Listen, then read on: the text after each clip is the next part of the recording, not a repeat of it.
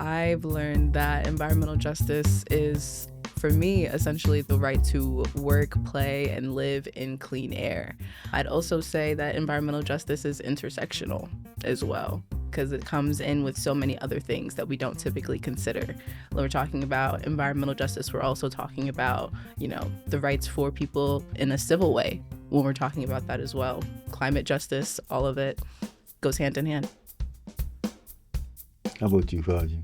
I agree with everything that Chloe said, but just to piggyback off of that, I think that having the same amount of access to that clean air, that clean water, that quality food because of safe soil and things like that is a big part of environmental justice. I feel like the justice portion is about it being fair for everybody.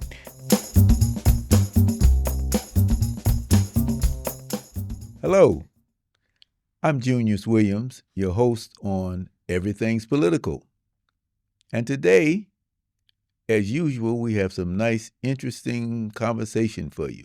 And my co-host is Francesca Lawson from Mosaic. We're here today to talk about something we call environmental justice. And it's not just us calling that, because that's what it is. But we're going to hear more about that from our guests. We have Fajr, Kegler, and we have Chloe Desir. Very interesting names. We won't get into the name games.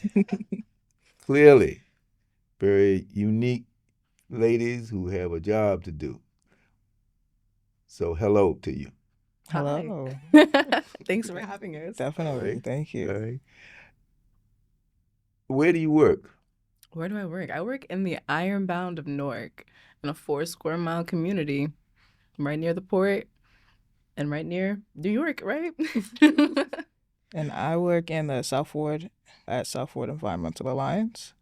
So we're localized to that area particularly. So what do you guys have in common? Is there one word that you can use? One word. Maybe the environment. Actually, We organize. Yes, organize. Yes, that. It's Yeah, in I the heard title. that. You're organizers. Yes. We love that here. So what is environmental justice to you?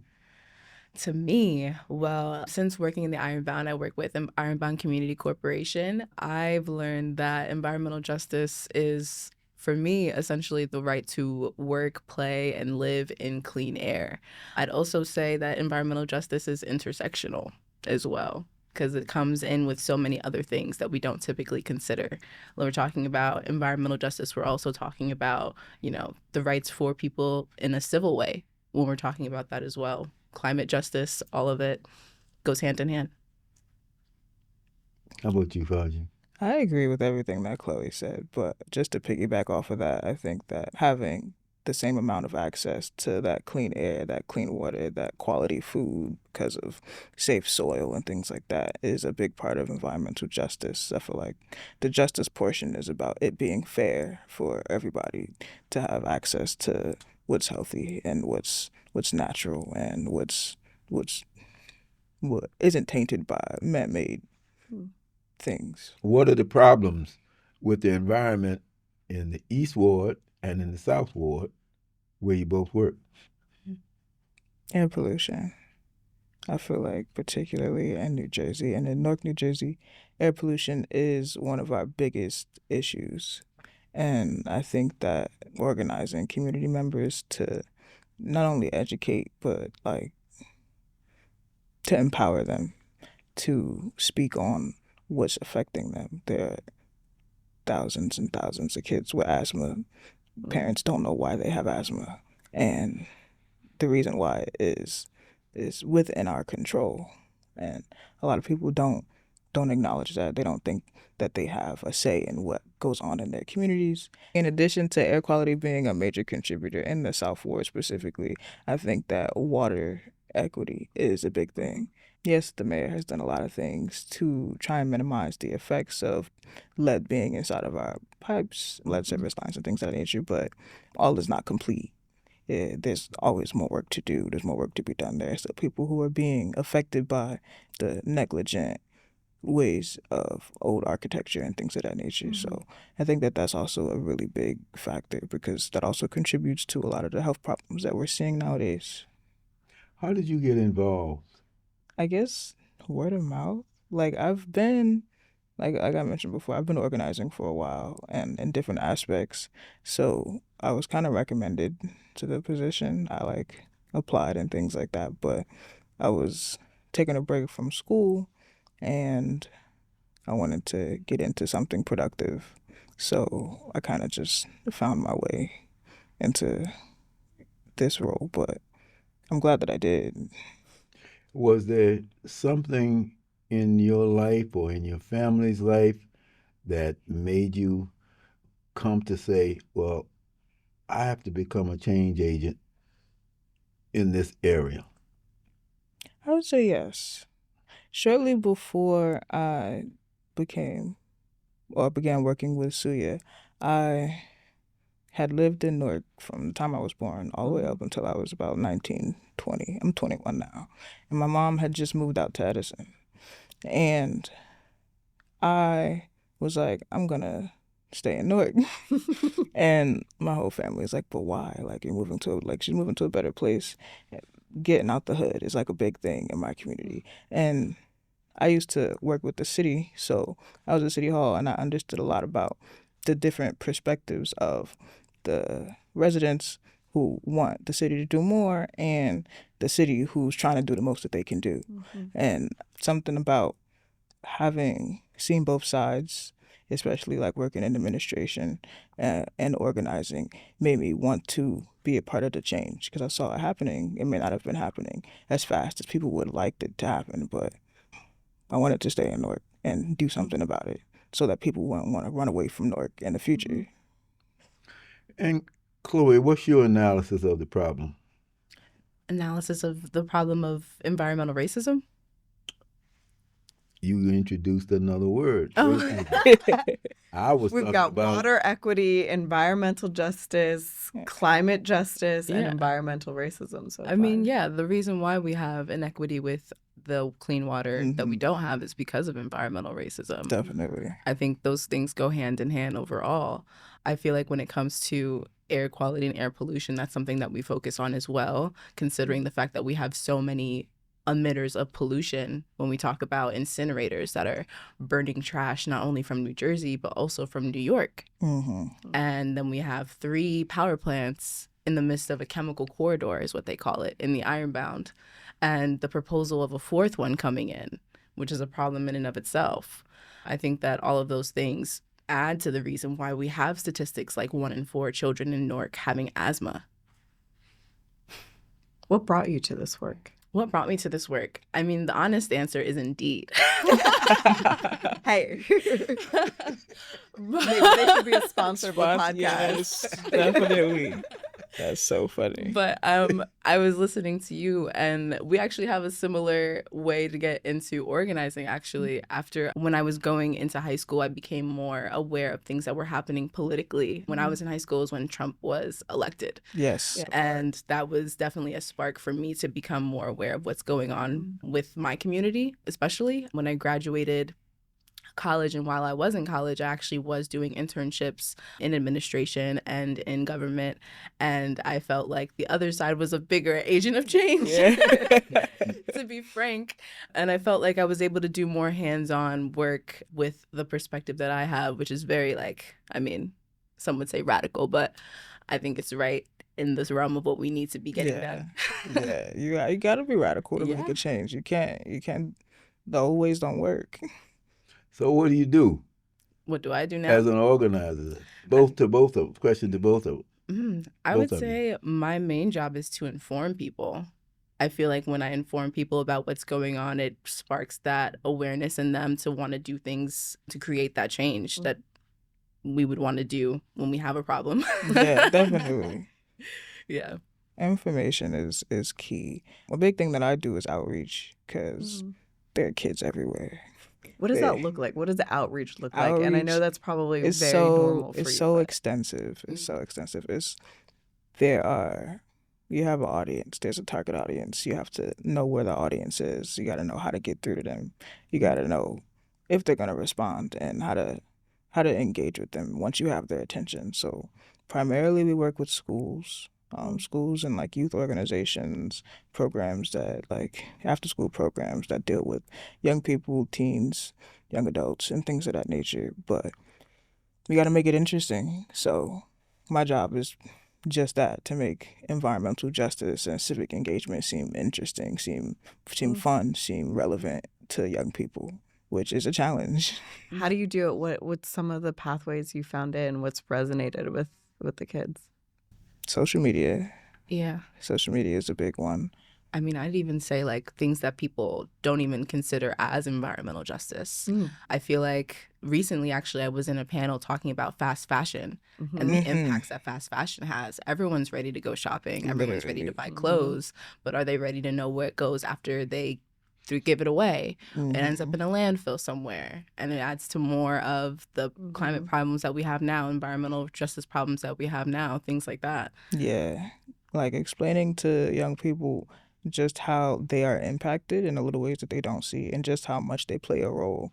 It definitely changes their perspective of environment in general, because some people think, oh, if I'm not littering, I'm not contributing to the climate being bad. If I'm not doing the big things like recycling, if I recycle my bottles, then I'm good. But there's so many other things, so many little nuances about your day-to-day lives that people don't see as having a major impact on the climate, the environment. Well, say some more about that. What are some of the other little things that people do? I recently found out, Chloe and I were just talking about this, that gas stoves actually emit more fumes than, I think it's a semi-truck. Yeah. Which I think is crazy. There's a huge movement at some of my work intersects with this now, but there's a huge movement to get rid of gas stoves. Yeah, like just like home appliances. I think washing machines emit VOCs. So what's a VOC? VOCs are basically chemicals that are emitted usually from like factories or corporations that use machines that take a lot of energy, usually machines that are in spaces where it's like you're going to work in a hot or humid environment. Those are the type of environments that have VOCs that their employees are emitting, but also residents in nearby areas are emitting. If that factory or if that business is next to a school, the kids are going to be breathing in those VOCs and things like that. So it's particles. You can't see it, you can't smell it, but it's there.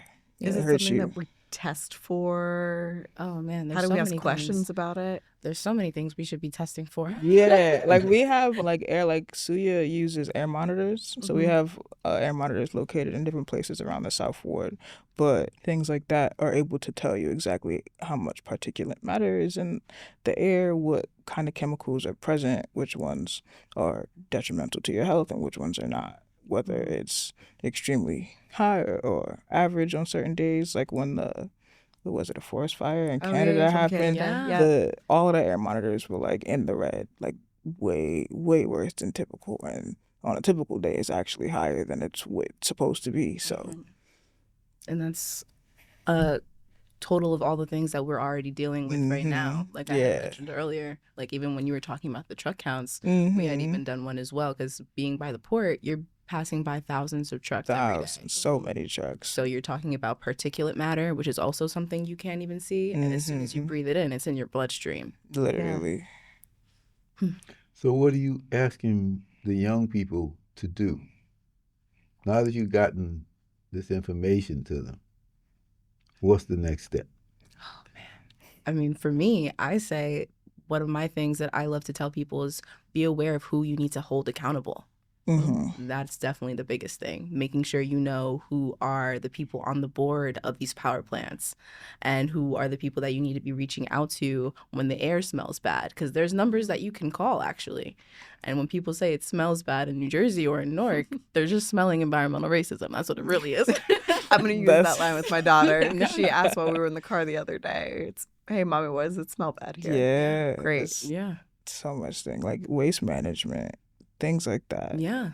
People don't think that like there's something you can do about it. Like a lot of people just drive by like, oh, it stinks. Let's hurry up and get out of this area. That's that's the mindset, when it's really like, it stinks. What could we do about it? Right. Like who, like she said, who could we call? What what happens next? Like, once I make this call, what are they going to do about it?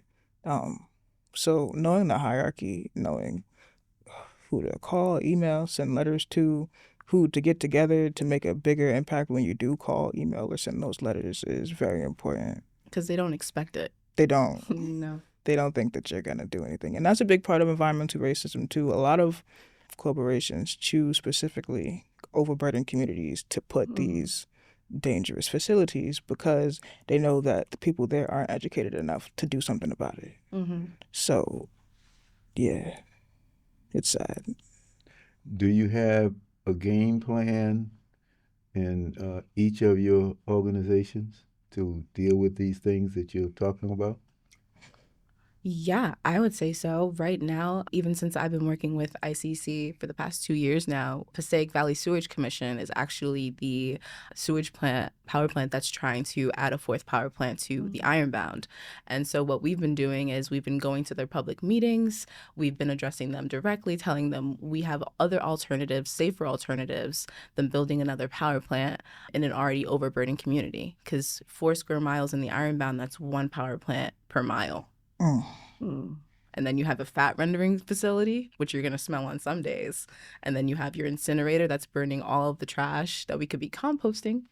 Yes. Maybe. Another definition. Yeah. Doing all of those things as well. And as well as reaching out to people and letting them know about all of these things that are happening. Because, the technique that they use is to try to make sure nobody knows, right? So when they're legally mandated to bring out the public notice for these meetings, what are they putting them in? Like small little ads in the corners of newspapers, all these different things. So bringing out the people to be active in that way. What is composting and why don't they do it? People are working very hard to make sure we don't compost, okay? It's crazy. It's so crazy. Composting. So essentially what we can do, well, I think it's important to know what incineration is first and foremost, because most people don't know that a lot of our trash gets burned and turned into energy. And the way that happens is you're burning all of the trash, heating it up, which leads to the bad smells and lights up a small percentage of homes, probably about like 20 to 30,000 homes. But even in Newark itself, that's 300,000 people. But with composting, you're able to throw out things like food scraps and things that you can turn into a component of soil. So we can have more green spaces here in Newark, right? Have more things that are renewable and useful as opposed to incineration. What's interesting to me is I'm hearing you talk about organizing, and I've been spending the past few years with Junius and listening to his stories about organizing in the same space. And I'm just taken back to your first days organizing in Newark, Junius. Is anything that they're saying kind of ring true to the way that you reached communities? We didn't have computers. And so organizing was knocking on people's doors. And if you couldn't stand what you're going to find when the door opens, you don't want to be an organizer. So sufficient enough people were called to invite us in, and we talked about things, and some kind of organization, component was set up with the Newark Community Union project. So I'm wondering, do you have that level of organizing? Are you getting together groups of people to continue protest or some kind of agenda for change? Yes, definitely. Like when we see things that are happening in the now, something needs to be done now, we definitely do things like protests, signs that say we need clean air, we deserve clean air, we need clean water, we deserve clean water in our communities. We get groups of people inside of like the office just to educate, inform. There's one thing to give out information to people, but it's a whole other thing to explain the complexities of the situation. Some people, you can tell them something and they can be like, oh, wow, that's crazy. But like, there are other people who you can sit down with and they're interested in knowing exactly the steps to make a change. They're interested in knowing just how deep it goes, as opposed to just saying like, our air is dirty. But knowing that like your son, your brother, your sister probably has asthma because our air is dirty. Heart disease is a result of our air being dirty and things like that. So we get people together, we educate them, sometimes we do protest. We speak out for sure. The rallies and marches are definitely still happening. Yes. Mhm. They're alive and well. I've done my fair share of talking to a lot of strangers. You know, you talk to 100 people and you bring 10 people out, right? Out of that 100. Mhm. I feel like I've been able to really connect with a lot of people. Like, you know, you have the people that you had said, you know, that are like, oh, they may not feel the connection to them specifically, but when you're able to organize them and talk to them and explain what's going on and how it impacts them directly, then that's what really makes the change. What role does your computerization of communication play in those two areas? Are people more, more interested in talking about things via Facebook as opposed to in person? I'd say it's more convenient. Hmm. So there are a lot of things that have changed since the pandemic. And one thing that I noticed that like I don't think is gonna ever go back to the way it was is like meetings. And sometimes it's just way more convenient to meet virtually. And you can get the information across. You can get the interactions with people, the engagement with people through a Zoom meeting. There are a lot of things that you can't get when it comes to like being face to face with people, but that's why we also have events and we have get togethers where we meet at spaces and we discuss things on like a grander scale. But when it comes to like small repetitive meetings where we're just making sure that the information is there for the community to access and making sure that people understand the depths of what we're doing while we're monitoring the air and what they can do to help us when it comes to telling them how they can sign petitions and things like that. Being online and being able to access people via social media, via video conferences is very convenient and it makes it more efficient in that way. I would kind of say it's a bit of a toss-up for me in my experience because you're definitely able to spread the message out much further and you're able to connect with people that are in a whole different world than you may be in. But also at the same time, if you're a community organizer, it's not going to get better than being on the ground. Yeah, it's limited. It's definitely limited. Yeah. Because I've been the type to knock on doors too. Like I used to have Yeah. the campaign when I worked at City Hall and knock on doors and giving out flyers and stuff. Some people you really just have an impression on just existing. Like sometimes you exchange energies with people and that has an effect on just how important what you say is to them. So I would say that it's made organizing more accessible, being able to organize more accessible, but not always accessible for the people that you're trying to organize. definitely, yeah. That is what I would say. Because even with the meetings that I was talking about that we bring out for folks to, you know, express their grievances about what's going on, some of these meetings are only through Zoom. So if Yeah, and that's somebody's not something that neighbor or whatever the case may be doesn't have a laptop, a computer, like a phone of some sort, how are they going to get there? Yeah. What are they going to be able to do? You know? Let's switch to the national scene. What's your opinion and impression about the whole issue of environmental justice nationally? I would say I feel like overall, we've definitely made a lot of progress, but there's still a lot of steps to be made. I think now that we've got a lot more progressive people representing us in the government now, and now we have, you know, a White House Environmental Justice Advisory Council to talk about things that are going on and give advice to the president about how we can progress on climate action. Those are definitely great things. And even in New Jersey specifically, we just passed the environmental justice law. So now we have to have environmental justice analysis being done before new proposed plants are coming in that are going to be in overburdened communities, right? But I would say there's still more work to be done because we still need to be regulating the industries that we have now if we want to change into a clean energy state and a clean energy country.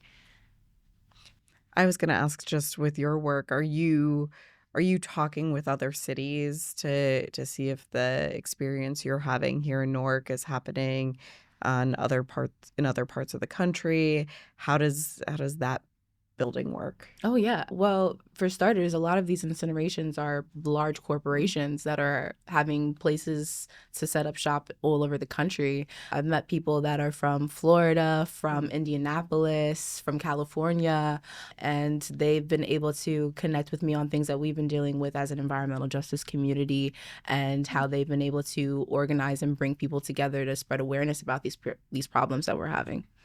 Same company, different place. Yeah, literally. Yeah. Yeah, Literally. definitely. And it's just a lot of places, any place where there's an overburdened community, there's probably going to be environmental racism. Like I was just on a Zoom earlier today where they were talking about the statistics around Maryland and their air quality. And what is it, Prince George County, their air quality is about like 70% over what it's supposed to be. And it's just a norm in places where there are minorities, low-income communities. They put these corporations there. If there's a franchise like Amazon, there's probably one. Inside of all the places where it's urban, it's a lot of people with a little bit of money. Mm-hmm. Do you think you have a future? Oh. This is a So, perfect okay, one. so- This is a doomsday. Yeah. The future. I mean, I think in terms of how do I think the future looks, bleak. Am I optimistic about it? Yes. Because I feel like I've been able to meet so many beautiful people that are so willing to do the work and ready to get the ground running on how to turn back the doomsday clock that we have going way farther forward. So I'm a trained actor. So we're going to go with yes and. Oh, I think yes and there's limits to it. So like there's a future for sure. Like she said, how good that future looks, I'm not sure. But I do have hope that young people who I work with all the time are gonna be a lot more creative than we are. I feel like every generation is gonna have these new innovative strategies to come up with things that we might have messed up. To be quite honest with you, if it's things that we're doing wrong, they're gonna be affected by it and they're gonna want to change it. So I feel like starting to build a new generation of change makers is like what gives people hope for the future, because young people not knowing what's going on is what's scary. Somebody mentioned recycling really fast. Is recycling real? Go. I gotta be honest out here. I gotta be so honest. It's not real. I don't think it is. Less than 5% of the things we recycle actually get recycled. Yeah. And I've recently found out about this thing called chemical recycling. Even worse. Have you heard about that? It's literally burning. It's fake. It's like let's say I get a plastic bottle and I send it to the recycling people. They're gonna burn it and turn it into a gas. And they're transforming it from one thing to another, and they're calling that recycling. But it's not recycling. When you give your bottles away, you're assuming it's gonna come back inside maybe a sturdier bottle. But that's not. It's not what happens. It's getting either destroyed, because a lot of things taint recycling bins. Like if you put one wrong thing inside of like a batch of recycling, usually the whole thing has to go. So like less than 5 or 4%, it kind of discourages you from even wanting to recycle. I would want to discourage you from recycling, to be honest with you, because I feel like what we should be doing is trying to push more towards putting responsibility on the people that produce the plastic. The people that are producing the plastic are the ones that are giving us the trash that we have at the end. I would say we should transition more towards encouraging people to compost, encouraging people to make sure that we can get legislation that says maybe we need our producers to think of other alternatives to provide the things that we need. So we just said recycling. Is it better to learn how to recycle a bottle or stop buying something just to wear on a date tonight? Both. You know, it's so funny you say that too, because I'm unlearning right now myself, because we're all so influenced because of social media actually to buy. Oh yeah, it's one click. To consume. One click now. Yes. I think I've been having this mantra that I've been working on for a while since I heard it. I have enough. I have enough. That's a good one. I need have to adopt enough. that. Like I can look into the closet that I have and work with what I've got, because right. Yeah, I think the second one. I definitely think that not buying just to have for one day, because minimalism is a thing. There are people who are happy who live minimalistic lives, and thinking about the realities of recycling is stressful, but it can mean, be a lot less stressful for you to just work with what you've got.